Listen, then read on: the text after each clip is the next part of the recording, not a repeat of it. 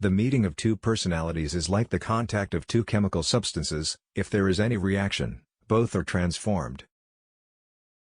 Everything that irritates us about others can lead us to an understanding of ourselves. Your visions will become clear only when you can look into your own heart.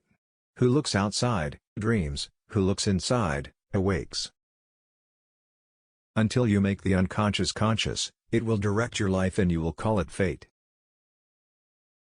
Loneliness does not come from having no people about one, but from being unable to communicate the things that seem important to oneself, or from holding certain views which others find inadmissible. Knowing your own darkness is the best method for dealing with the darknesses of other people. The pendulum of the mind oscillates between sense and nonsense, not between right and wrong.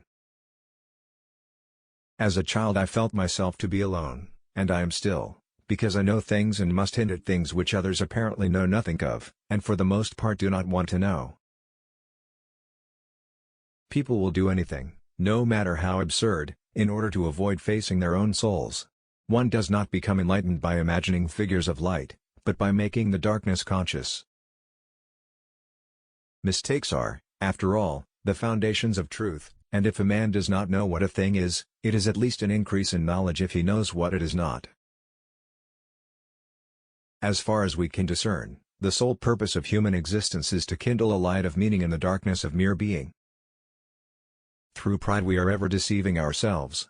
But deep down below the surface of the average conscience a still, small voice says to us, something is out of tune. There are as many nights as days, and the one is just as long as the other in the year's course. Even a happy life cannot be without a measure of darkness, and the word happy would lose its meaning if it were not balanced by sadness. The creation of something new is not accomplished by the intellect but by the play instinct acting from inner necessity. The creative mind plays with the objects it loves. To find out what is truly individual in ourselves, profound reflection is needed, and suddenly we realize how uncommonly difficult the discovery of individuality is. About a third of my cases are suffering from no clinically definable neurosis, but from the senselessness and emptiness of their lives. This can be defined as the general neurosis of our times. Nothing has a stronger influence psychologically on their environment and especially on their children than the unlived life of the parent. If there is anything that we wish to change in the child, we should first examine it and see whether it is not something that could better be changed in ourselves. It is often tragic to see how blatantly a man bungles his own life and the lives of others yet remains totally incapable of seeing how much the whole tragedy originates in himself, and how he continually feeds it and keeps it going. Every human life contains a potential. If that potential is not fulfilled, then that life was wasted.